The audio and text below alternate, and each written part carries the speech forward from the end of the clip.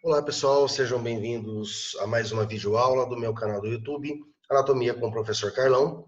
Hoje a nossa videoaula é sobre a parte 2 do sistema respiratório, tanto aí solicitado, pelos meus inscritos aí, que hoje nós vamos trabalhar então sobre a via aérea inferior.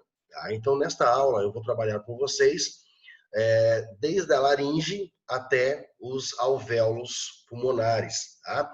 E trabalhando também a questão das pleuras pulmonares e o mecanismo da respiração, tá certo? Então nós vamos trabalhar cada estrutura, laringe, traqueia, árvore brônquica, pulmões de uma maneira geral e também as pleuras, enfatizando aí as suas principais estruturas, com a sua formação, as suas principais funções, e finalizando aí com o mecanismo respiratório, tá certo?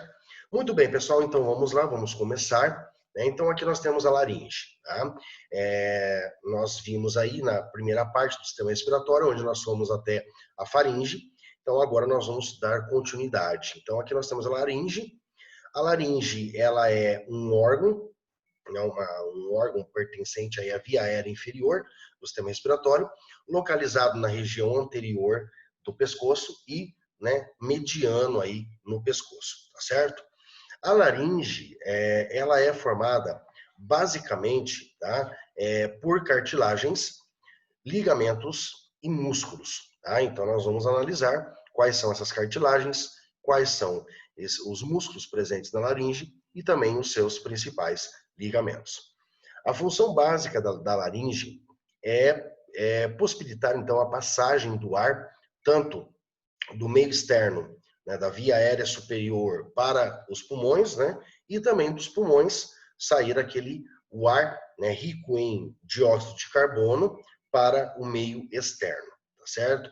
Então, por isso que ela é formada basicamente por cartilagens, porque ela tem que ser uma estrutura que está constantemente aberta, facilitando então aí a passagem do ar, tá? Então, quando nós analisamos a estrutura da laringe, nós observamos que ela é formada, então, por cartilagens. E essas cartilagens, nós temos cartilagens ímpares, que são maiores, e nós temos as cartilagens pares, que são as menores, ok? Então, em relação às cartilagens ímpares, que são as maiores, nós temos aqui essa primeira, representada pelo número 1, que é a cartilagem epiglote. Tá? Então, aqui numa vista anterior, essa imagem da esquerda, uma vista anterior. Nesta imagem do meio, numa vista posterior. Tá? E aqui, na imagem da direita, numa vista lateral. Tá? Então, nós temos aqui a cartilagem epiglote, tanto até quando a gente observa na vista posterior, ela tem aí um formato que lembra uma folha. Tá? Depois nós temos a cartilagem tireoide, que é esta maior, representada pelo número 2. Tá? Então, aqui nós estamos observando uma vista anterior, aqui numa vista posterior, tá? E aqui numa vista lateral. Então, a gente observa que essa cartilagem tireoide, ela é a maior de todas, ela apresenta esta elevação aqui anteriormente, conhecida antigamente como pomo de Adão, tá? Que é essa elevação que nos homens acaba sendo mais proeminente do que nas mulheres, tá? Formando ali então aquele gogó, comumente chamado de gogó, tá certo? E nós observamos também que o formato dessa cartilagem tireoide, ela apresenta-se mais ou menos parecida como se fosse um escudo, tá? Então ela tem duas projeções, de cada lado, uma superior, uma inferior, e toda essa parte, anterolateral, que envolve praticamente toda a laringe, Então aqui a glândula, a cartilagem tireoide. E depois, inferiormente, aqui nós temos a cartilagem cricoide, representada pelo número 3. Então, aqui numa vista anterior, nós vemos que ela é um pouco mais estreita. Numa vista posterior, ela é bem mais larga. E aqui numa vista lateral, observando a parte anterior mais estreita e a parte mais posterior mais larga. E depois nós vamos ter as cartilagens pares, Então nós temos aqui essas duas menores aqui, tá? Embaixo, né, inferiores aqui, que são as chamadas aritenoides, né? Então, cartilagens aritenoides.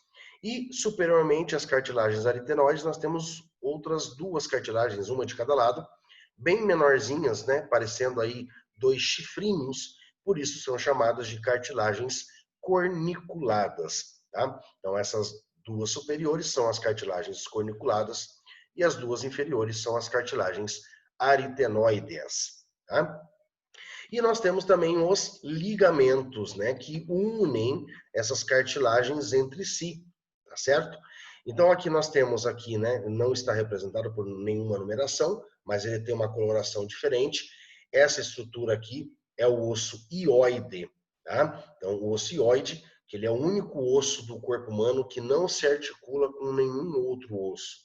Ele está articulado na cartilagem tireoide da laringe através de ligamentos. Tá? Então aqui nós temos o primeiro ligamento que une o osso hioide com a cartilagem tireoide, chamado de ligamento tireoide.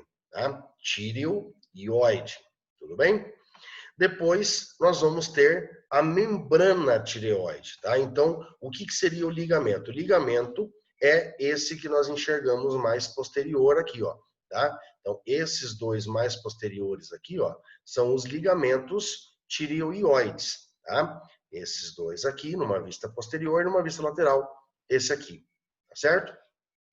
A membrana é toda essa parte mais, né, mais larga aqui, que fecha todo esse espaço que existe entre o ocioide e a cartilagem tireoide. Então, deixando bem claro que os ligamentos são nas laterais, tá? E a membrana é toda essa anterolateral aqui, tá? Que fecha realmente o espaço entre o ocioide e a cartilagem tireoide. Então, esta aqui é a membrana e este aqui é o ligamento tireoide. Depois nós vamos ter o ligamento cricotireoideo, tá? Que é esse ligamento aqui que fica entre a cartilagem tireoide e a cartilagem cricoide, tá? Então, ligamento cricotireoide, tá certo? Aqui tanto numa vista lateral quanto aqui numa vista anterior nós observamos este ligamento.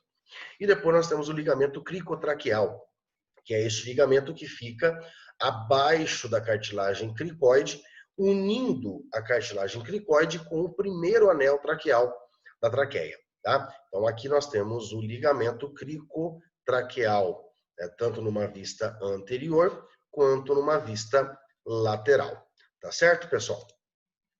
Bom, internamente, né, nós observamos também mais outros dois ligamentos internos, que são os ligamentos vestibular, que é superior, e ligamento vocal, que é inferior, tá? Observando que esses dois ligamentos, eles estão presos posteriormente na cartilagem aritenoidea, tá?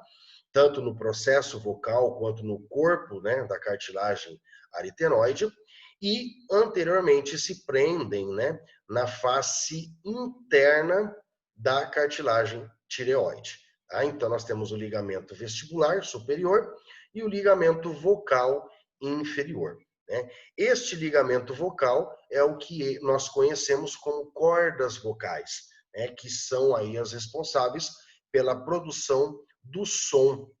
Né? Então esses ligamentos, eles vibram de acordo com o ar que sai, né, dos pulmões, passam aqui pela traqueia e pela laringe, e dependendo de como estiver a tensão deste ligamento, é que vai produzir um som mais agudo ou um som mais grave, tá certo? Então esses dois ligamentos internos aqui, ligamento vestibular superior e ligamento vocal inferior, tá certo, pessoal? Bom, aqui em relação aos músculos presentes na laringe, tá? Nós vamos ter então aqui músculo tireoaritenoide, tá? Ou seja, é um músculo que está preso tanto na cartilagem tireoide como na cartilagem aritenoide, tá? Nós vamos ter um músculo cricoaritenoide posterior, tá? Cricoaritenoide, né? Nós vamos ter aqui um músculo aritenoide oblíquo, aritenoide transverso, né? Então, nós vamos ter o oblíquo, ó, né? 2 oblíquos e um transverso no meio, ok? Aqui, ó, o tireoaritenoide, tá? Que nós já vimos ele aqui, estamos vendo numa vista lateral agora.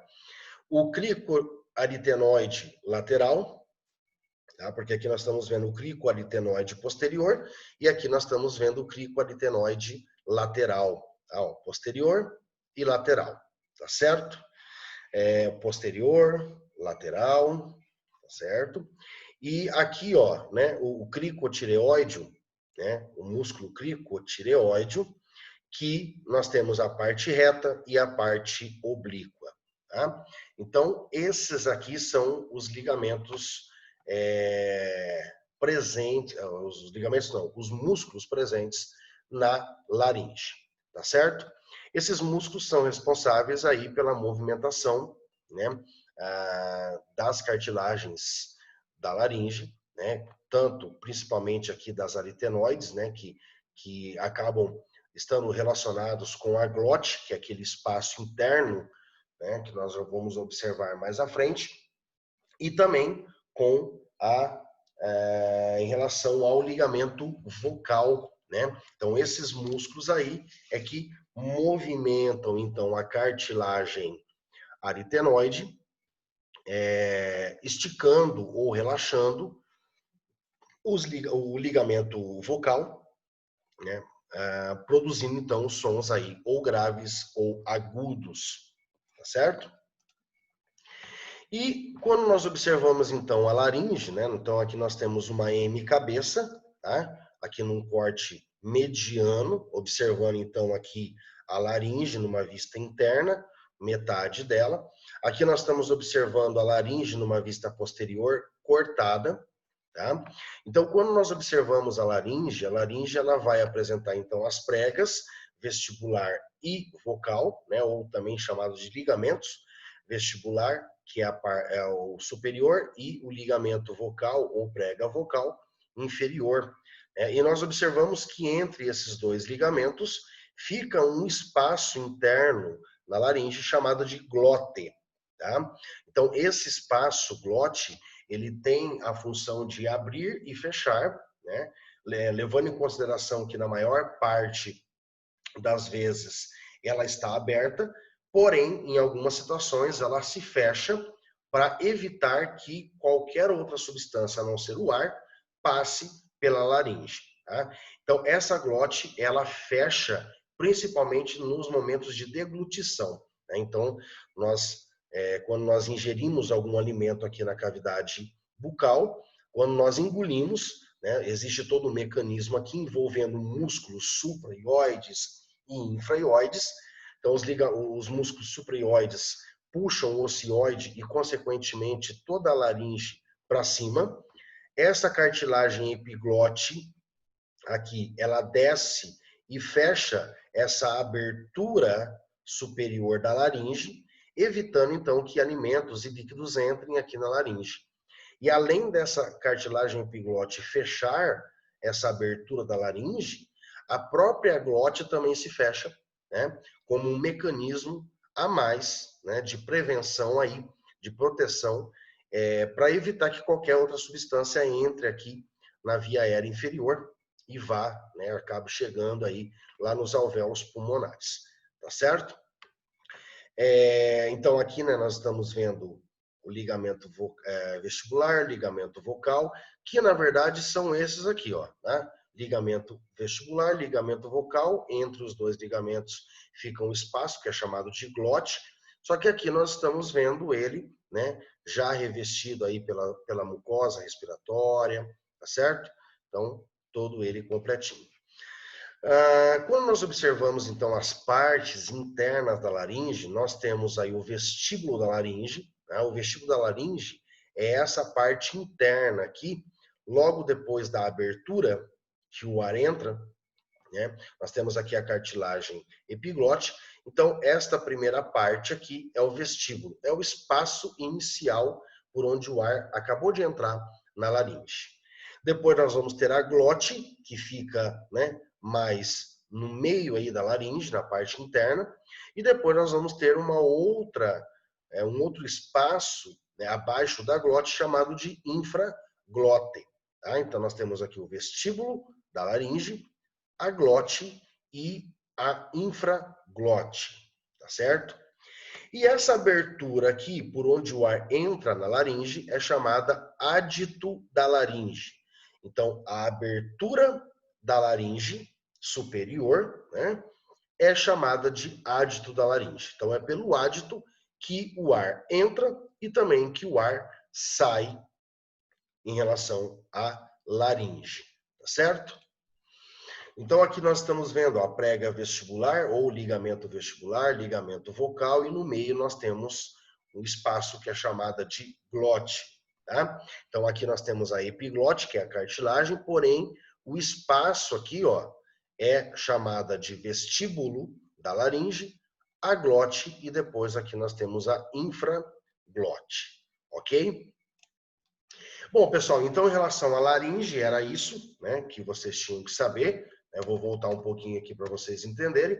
Então, quais são as cartilagens, né? Quais são os ligamentos? Lembrando que o tireoide existe tanto o ligamento quanto a membrana. Né? Depois nós temos aqui o ligamento cricotireoide, cricotraqueal, né? As cartilagens pares e ímpares. Nós temos aqui os ligamentos internos, né? Vestibular e vocal, os músculos intrínsecos da laringe e as partes da laringe, né, e a abertura de comunicação de entrada aqui do ar da laringe. Tá? Agora nós vamos para a traqueia. Né? Então a traqueia ela é um outro órgão, né, uma outra estrutura aí da via aérea inferior, localizada inferiormente à laringe, se comunicando diretamente com a laringe. Tá? A traqueia ela também é uma estrutura formada basicamente por ligamentos, cartilagens e um músculo posterior, tá? Então, quando nós observamos a traqueia, ela é formada em média aí por 18 a 20 anéis traqueais. Então, 18 a 20 cartilagens em formas de anéis, né, desde o seu início até o seu final, tá? Essas cartilagens são unidas entre si por ligamentos chamados de ligamento anular. Então, entre dois anéis traqueais existe um ligamento anular. Tá? Porém, essas cartilagens elas não são fechadas por completo como se fosse um anel. Posteriormente, elas são abertas. Tá? Então, é como se fosse, esses anéis traqueais é como se fosse o formato de uma letra C, né? Ou de uma ferradura, vamos dizer assim, abertas posteriormente. Porém, unindo as extremidades posteriores desses anéis traqueais, existe um músculo traqueal. E esse músculo traqueal, ele existe para justamente permitir que a traqueia possa diminuir o seu diâmetro ou aumentar o seu diâmetro de acordo com a necessidade.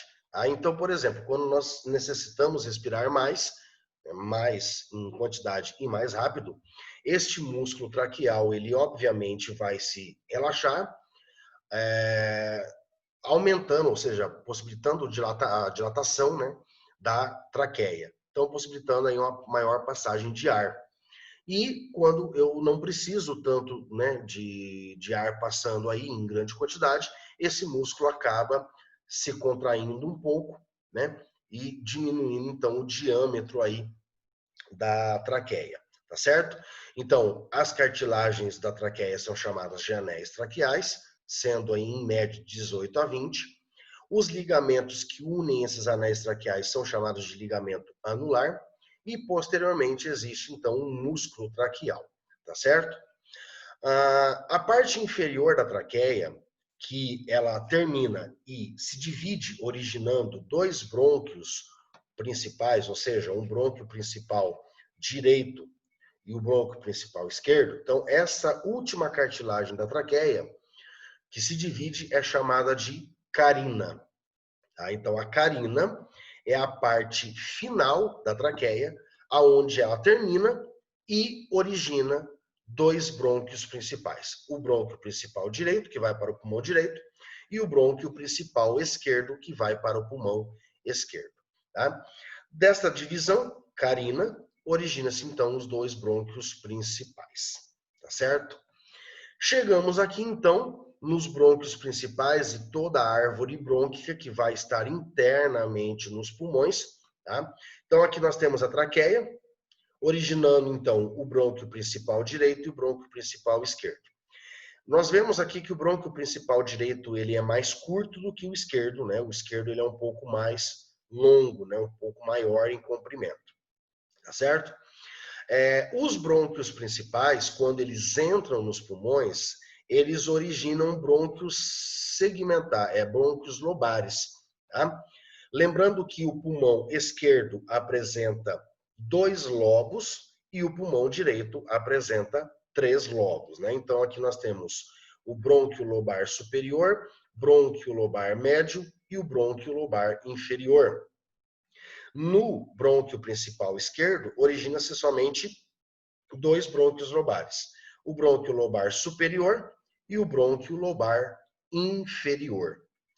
Cada brônquio lobar vai originar brônquios segmentares. Né? Então, por exemplo, do lado direito, o brônquio lobar superior origina 3 segmentares. O brônquio lobar médio origina 2 segmentares. E o brônquio lobar inferior origina 5 brônquios segmentares. Tá? Do lado esquerdo, né, o brônquio principal esquerdo originou então o brônquio lobar superior, que vai originar 5 brônquios segmentares, né? E o brônquio lobar inferior, que vai originar também mais 5 brônquios segmentares, tá? Lembrando que esses brônquios segmentares, eles têm os seus nomes, né? Então, os brônquios segmentares originados do brônquio lobar superior são chamados de apical, posterior e anterior.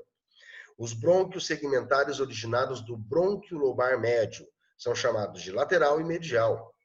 Os brônquios segmentares originados do brônquio lobar inferior são chamados de superior, basilar anterior, basilar lateral, basilar medial e basilar posterior.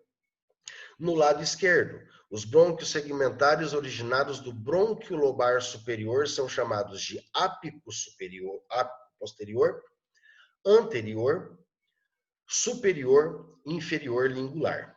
Tá? Então, lingular superior e lingular inferior. E os brônquios segmentares originados do brônquio lobar inferior são chamados de superior, basilar anterior, medial anterior, basilar lateral e basilar posterior, tá ok? Esses brônquios segmentares, eles vão continuar se dividindo, originando uma sequência de bronquíolos, que são brônquios de menor calibre, então agora já começa a se chamar bronquíolos, tá? Esses bronquíolos, eles vão continuar se multiplicando, originando então bronquíolos menores ainda, sendo chamados de bronquíolos terminais, né? Aqui, ó, bronquíolos terminais. Esses bronquíolos terminais continuam se dividindo, originando bronquíolos de menor calibre ainda, sendo chamados de bronquíolos respiratórios, né? Ó, bronquíolos respiratórios, então começa a existir vários, né, bronquíolos respiratórios, e esses bronquíolos respiratórios, em suas extremidades, originam dilatações em formas de sacos, sendo chamados de sacos alveolares, ou simplesmente alvéolos, tá? Como nós comumente chamamos aí. Tá? Então vejam que toda a árvore brônquica ela segue uma sequência de divisões. Primeiro nós temos os brônquios principais. Cada brônquio principal origina brônquios lobares. Cada brônquio lobar origina brônquios segmentares. Cada brônquio segmentar origina seus bronquíolos. Cada bronquíolo vai originar bronquíolos terminais. Esses bronquíolos terminais vão originar bronquíolos respiratórios. E os bronquíolos respiratórios vão originar dilatações em formas de sacos, que são chamados de sacos alveolares ou simplesmente alvéolos, ok? O que nós temos que entender aqui? No início da primeira videoaula de sistema respiratório, eu comentei que o sistema respiratório ele pode ser dividido tanto em uma divisão anatômica quanto também uma divisão funcional. A divisão anatômica, nós temos a via aérea superior, que vai desde o nariz externo até a faringe, e via aérea inferior, que vai da laringe até os pulmões, né? Mais precisamente, alvéolos pulmonares. Porém, existe também uma divisão funcional, que nós podemos dividir o sistema respiratório em porção de condução do ar e porção de respiração. Tá? O que seria a porção de condução? É todas as estruturas aonde só vai conduzir o ar. Não ocorre trocas gasosas ali ainda. Então, nós temos nariz externo, nariz interno, que é a cavidade nasal. Nós temos a faringe, laringe, traqueia, brônquios principais, brônquios lobares, brônquios segmentares, bronquíolos e bronquíolos terminais. Então, desde o nariz externo até bronquíolos terminais, nós consideramos como estruturas pertencentes à porção de condução, porque até aqui, nos bronquíolos terminais, não ocorreu troca gasosa, né? Ou seja, hematose, tá? Não ocorreu troca gasosa. A partir dos bronquíolos respiratórios, por isso que o próprio nome já diz, bronquíolo respiratório, já começa a acontecer a hematose. Em menor quantidade, mas já começa a acontecer as trocas gasosas. Por quê? Até os bronquíolos terminais, existe as cartilagens, né? Os anéis, né? Cartilaginosos, ok? Dos bronquíolos respiratórios para frente, até os sacos alveolares, essas cartilagens começam a desaparecer, formando espaços que permitem as trocas gasosas, né? E nós observamos que desde os bronquíolos respiratórios já começa a haver um suprimento vascular muito grande, aonde já começa, então, nos bronquíolos respiratórios, ocorrer essas trocas gasosas. Claro que, obviamente, em menor quantidade. A maior quantidade da hematose ocorre nos sacos alveolares propriamente dito. Tá? Então, aqui nesses sacos alveolares, nós podemos observar que existe uma grande rede, o que nós chamamos de leito capilar dos alvéolos, tá? Tanto capilares arteriais quanto venosos, que garantem, então, essa capacidade da hematose, ou seja, trocas gasosas. Né? O oxigênio do sangue arterial entra nos alvéolos e o dióxido de carbono dos alvéolos passa, então, para os capilares venosos, né? Para o sangue, ou seja, né? Ocorre, então, aí essa troca gasosa. Tá? Então, o dióxido de carbono do sangue venoso entra nos alvéolos para poder ser expelido e o oxigênio dos alvéolos, então, entra nesses capilares arteriais, garantindo, então, a oxigenação do nosso sangue, tá certo? Então, se acaso aí algum professor solicitar para vocês essas perguntas, então você já sabe, tá? Porção de respiração, desde o nariz externo até bronquíolos terminais. Porção de respiração começa nos bronquíolos respiratórios e, em maior quantidade, nos sacos alveolares, ok? Muito bem. Então, tudo isso aí forma, então, o que nós chamamos de árvore brônquica, desde os brônquios principais até os sacos alveolares. Então, aqui nós temos aqui, né, uma representação. Olha aqui, ó. Então, aqui nós temos ainda algumas marquinhas em azul, né, que é onde nós temos aqui os bronquíolos terminais. A partir dessa parte onde não existe mais a cartilagem, nós já temos os bronquíolos respiratórios e, nas suas extremidades, os alvéolos pulmonares, tá? Os sacos alveolares, ok? Agora nós vamos entrar, então, na parte dos pulmões, né? Lembrando que, o que são os pulmões? Os pulmões, na verdade, nada mais é do que um tecido, né, conjuntivo, bem fino, que reveste toda a árvore brônquica, né? Desde os brônquios lobares até os sacos alveolares. Tá? Então, o pulmão, na verdade, ele é a árvore brônquica, né, juntamente com os seus sacos alveolares, revestidos por um tecido fino, né, tecido conjuntivo bem fino, então formando aí os pulmões. Obviamente não é formado somente, não existe somente a árvore brônquica, como também todo um suprimento vascular, nervoso e linfático aí dentro dos pulmões, tá? Bom, a localização dos pulmões, então, nós podemos dizer que é na cavidade torácica ou na caixa torácica, certo? Então, existe o pulmão direito, o pulmão esquerdo. Eles estão apoiados sobre o músculo diafragma, tá?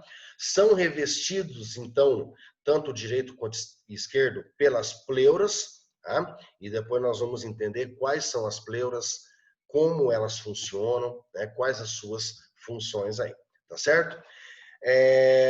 E os pulmões, eles vão apresentar o quê? Eles vão apresentar faces, margens e lobos, tá? O que acontece? Aqui nós temos, então, os dois pulmões, né? O pulmão direito, né? Com 3 lobos, e o pulmão esquerdo com 2 lobos somente, né? 2 partes no esquerdo, 3 partes no direito. Por que ocorre isso? Porque o pulmão esquerdo ele tem que ocupar uma parte do espaço com o coração. Então, por isso que, obviamente, ele diminui um pouco aí, né? As suas partes para poder ter aí o coração acoplado e dividindo, então, o espaço do lado esquerdo com o coração, tá certo?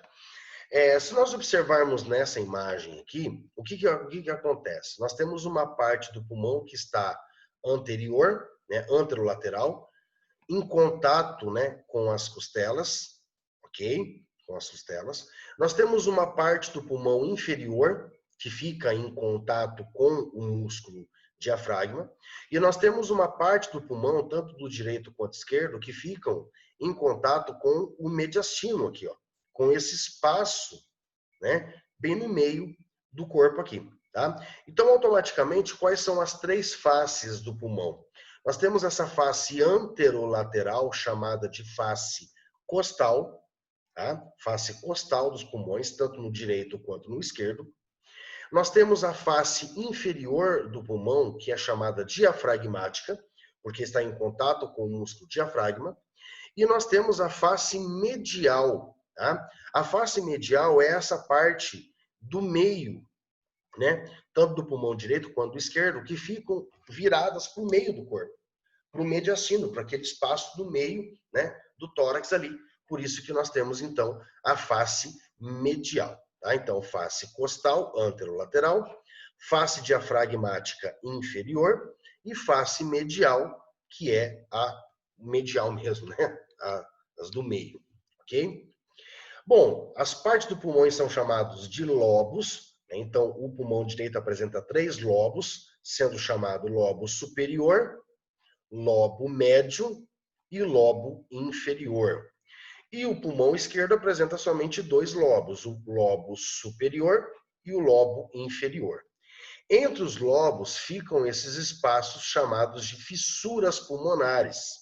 Então, no pulmão esquerdo, como nós temos somente 2 lobos, só o superior e o inferior, esse espaço, ou essa fissura entre os dois, é chamado fissura oblíqua, tá? Porque ela tem um sentido nem tão transverso, nem totalmente vertical, né? Então ela é oblíqua.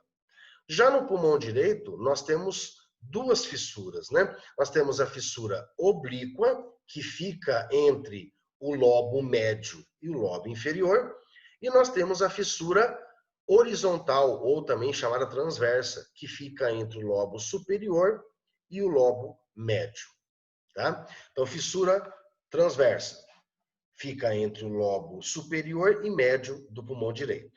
Fissura oblíqua fica entre o lobo médio e inferior do pulmão direito e entre o lobo superior e inferior do pulmão esquerdo, tá? E além disso, também os pulmões apresentam margens, né, ou também denominados de bordas, tá? Então, tanto o pulmão esquerdo quanto o direito apresentam uma margem anterior, uma margem inferior e uma margem posterior. Lembrando que a margem posterior ela é mais grossa, tá? Mais volumosa. A margem inferior e a margem anterior são mais finas, tá? Ah, professor, mas como é que eu vou identificar qual que é a inferior, qual que é a superior, a anterior? Bom, a inferior, ela vai ficar próxima aqui com a base dela, né, do pulmão, com a face diafragmática. Então, essa bordinha aqui, essa margem, é inferior. A anterior vai pegar, né, toda a parte aqui anterior mesmo do pulmão, ó. Então, essa aqui é a borda anterior, a margem anterior, e essa aqui é a margem inferior, ó, tá? E a posterior está lá atrás, quase que em contato com a coluna vertebral, ok? Bom, na face medial, tanto do pulmão esquerdo quanto do pulmão direito, existe um conjunto de estruturas que penetram ou que emergem, né, que saem dos pulmões. E esse conjunto de estruturas é chamado pedículo pulmonar. E o pedículo pulmonar, ele vai ser formado por artéria, né, artérias pulmonares, veias pulmonares, brônquios principais, nervos e vasos linfáticos, tá? Então, aqui no pulmão direito, nós temos aqui, ó, uma artéria pulmonar superior e uma artéria pulmonar inferior, né? Nós temos aqui três brônquios, né? Que no caso existe um brônquio principal que depois se divide em três, né? Brônquio lobar superior, brônquio lobar inferior, médio e brônquio lobar inferior. E nós temos aqui três veias pulmonares, né? Superior, média e inferior. Já no pulmão esquerdo, né, o pedículo pulmonar esquerdo, nós vamos ter aqui duas artérias pulmonares, superior e inferior, duas veias pulmonares, uma superior e inferior, e aqui o brônquio principal, que depois vai originar, né, o bronquíolo inferior e o bronquíolo superior, tá? Além de vasos sanguíneos, de vasos linfáticos e nervos que estão presentes também nestes pedículos aqui, pulmonares.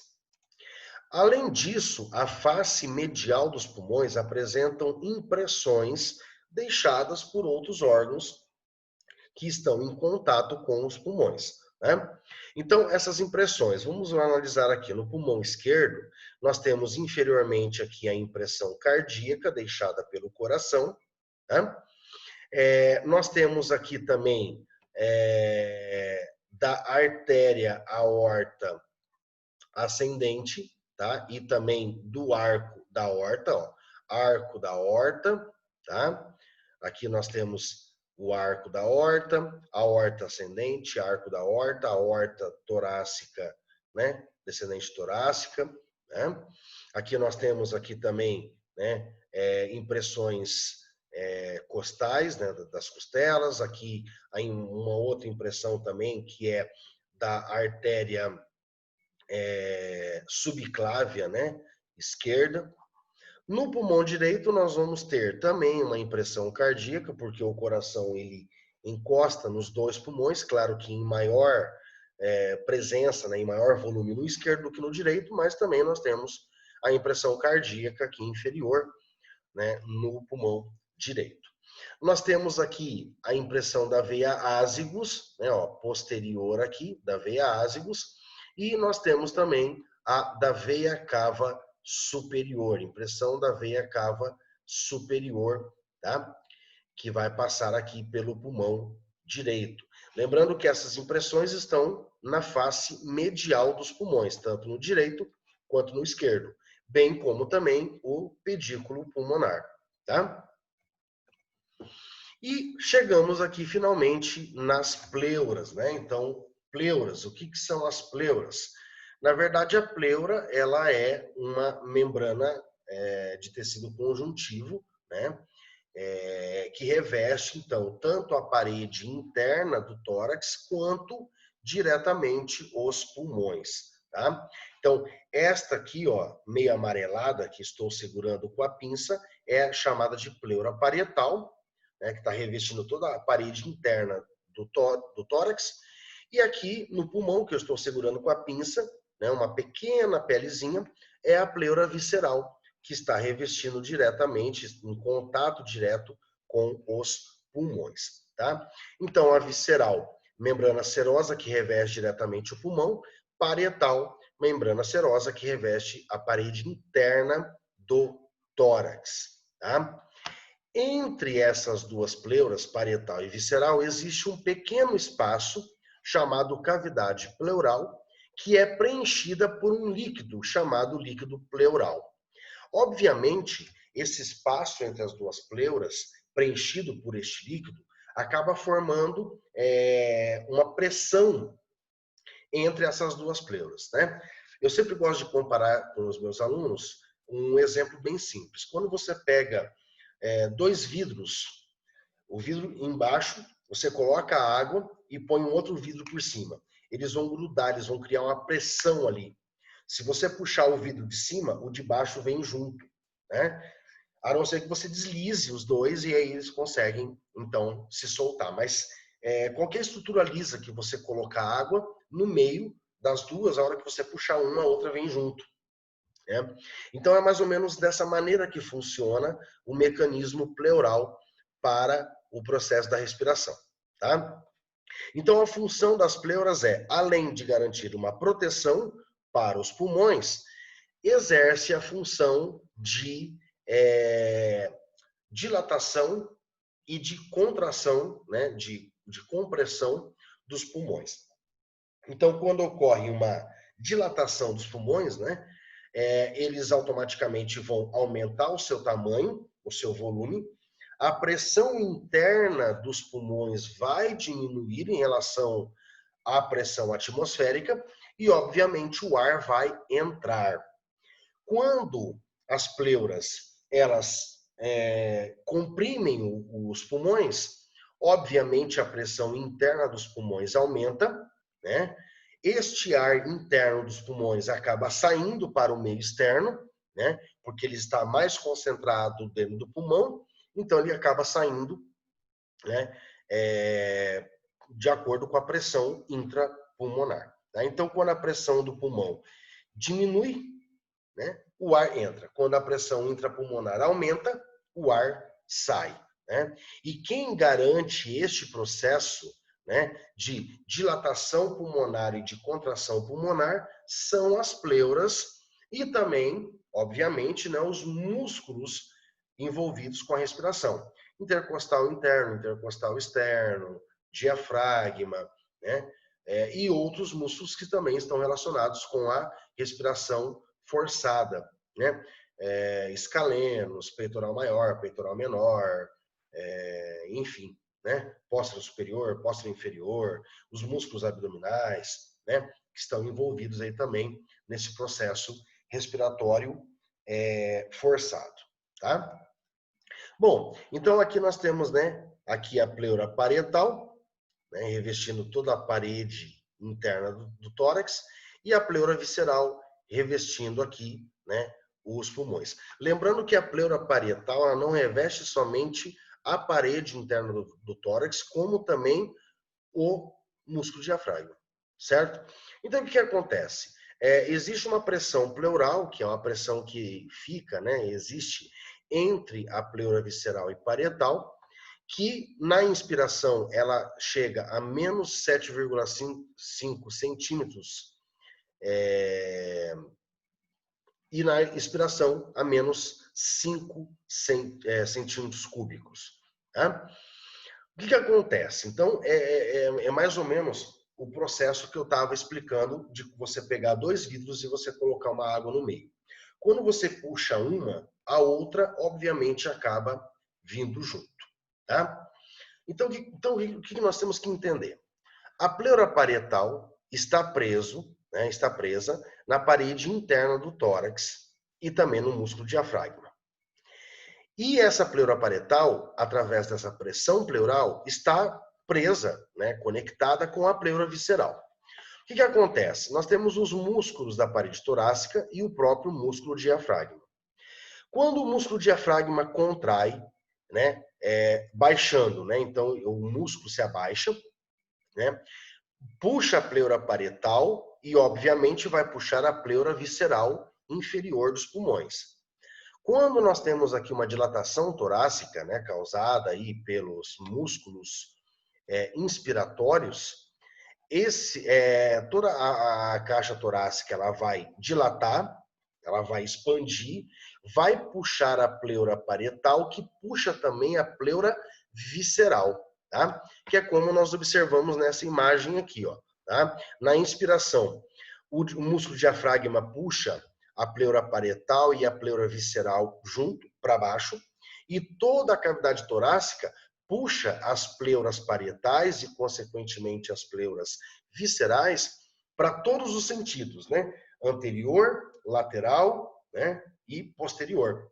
Então, de uma maneira bem simples, quando ocorre o processo da inspiração, toda a pleura parietal é puxada para fora, vamos dizer assim, e para baixo, puxando a pleura visceral, porque as duas estão conectadas, existe uma pressão, né, entre as duas pleuras. Então, quando você puxa a pleura parietal, você automaticamente puxa a pleura visceral junto, expandindo os dois pulmões em todas as direções. Diminui a pressão intrapulmonar, né, fazendo com que o ar entre, ok? Então, vejam que na inspiração, ó, a pressão atmosférica é 760 miligramas de mercúrio. Quando ocorre a inspiração, a pressão intrapulmonar ela chega a mais ou menos 752 miligramas de mercúrio, ou seja, menor do que a pressão atmosférica. Então, o ar ele entra, ok? Quando ocorre o processo da expiração, que comprime os pulmões, a pressão intrapulmonar chega a 763 miligramas de mercúrio. Ou seja, maior do que a pressão atmosférica. Então, automaticamente, ele vai aumentar a pressão interna dos pulmões, forçando o ar a sair. Tá? E o mecanismo, então, da respiração é feita pelos músculos respiratórios e pelas pleuras. Né? Então, a caixa torácica dilata, puxa a pleura parietal, que puxa a pleura visceral, expandindo os pulmões em todas as direções. Quando ocorre o relaxamento dos músculos inspiratórios e consequentemente, a contração da caixa torácica, né, e o retorno do músculo diafragma, ocorre o quê? O relaxamento da pleura parietal, que relaxa a pleura visceral e que comprime os pulmões, aumentando a pressão intrapulmonar e o ar sendo forçado a sair para o meio externo. Ok? Então, esse é o mecanismo que ocorre aí, né, envolvendo todo o processo da inspiração e o processo da expiração. Tá? E o que acontece? Essa pressão pleural, ela tem que ser mantida, tá? Ela tem que existir para que possa ocorrer, então, a inspiração e a expiração. O que acontece em alguns casos, por exemplo, como pneumotórax ou hemotórax, tá? O que é pneumotórax? É quando ocorre a entrada de ar, né? Tanto nos pulmões quanto nessa cavidade pleural. E hemotórax é quando ocorre a entrada de sangue na cavidade pleural e, obviamente, intrapulmonar. O que esse ar e esse sangue vai fazer nessa pressão pleural? Ela vai aumentar a pressão pleural. Né? No caso, ela vai diminuir, vamos dizer assim, a pressão pleural. Porque o que acontece? A pressão pleural está mantida pela quantidade certa de líquido que existe aqui. Se entrar ar ou sangue, vai aumentar, né, a quantidade de substância aqui dentro. E automaticamente vai fazer o quê? Vai distanciar, vai aumentar o espaço que existe entre a pleura parietal e visceral. O que vai acontecer? Entrando ar ou sangue aqui, ele não vai conseguir empurrar a pleura parietal para fora. Ela vai empurrar a pleura visceral para dentro. Vai comprimindo os pulmões cada vez mais, chegando até num ponto onde os alvéolos pulmonares eles fiquem tão contraídos que eles se colabem e o ar não consegue entrar nos pulmões e ocupar os espaços alveolares e não ocorrendo então a troca gasosa. Tá? Então, o problema de uma perfuração pleural, né, seja por uma arma de fogo, por um acidente, por uma facada, enfim, o que pode acontecer, né? Existem relatos de pneumotórax ou hemotórax simplesmente por um espirro, por uma tosse, né, que acabou rompendo a pleura e ocasionando pneumotórax ou hemotórax, é esse problema, que começa a afastar, né, a pleura visceral da pleura parietal. Só que o problema é que a pleura visceral ela vai se afastando da pleura parietal, só que comprimindo o pulmão, né? Ou seja, fazendo com que os pulmões sejam direcionados mais para interno, né? Comprimindo realmente os pulmões e dificultando aí o processo da respiração, da entrada do ar, da saída do ar, das trocas gasosas, enfim, né? Podendo chegar aí até um processo de parada cardiorrespiratória, tá certo? Então, esse que é o problema de uma pneumotórax ou de um hemotórax, ok?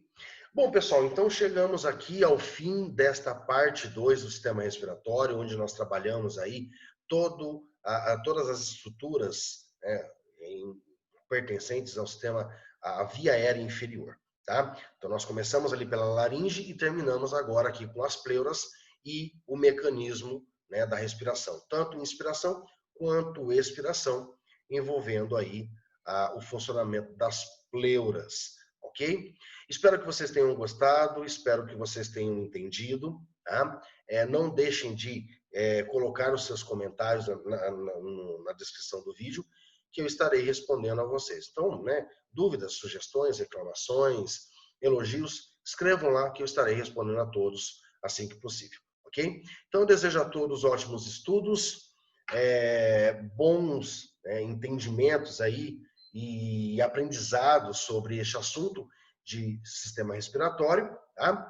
E na parte 3, né, eu estarei colocando aí a parte de mediastino, ok? Então, eu vou colocar aí a parte de mediastino, anatomia topográfica de mediastino, onde vocês vão conseguir entender. Então, procurem lá, né, no meu canal do YouTube, mediastino, tá? Ele vai estar na playlist de anatomia topográfica mediastino, que é o espaço entre os dois pulmões, e aí a gente fecha, né, por completo o sistema respiratório. Então, desejo a todos ótimos estudos e até uma próxima videoaula no meu canal do YouTube, Anatomia com o professor Carlão. Ok?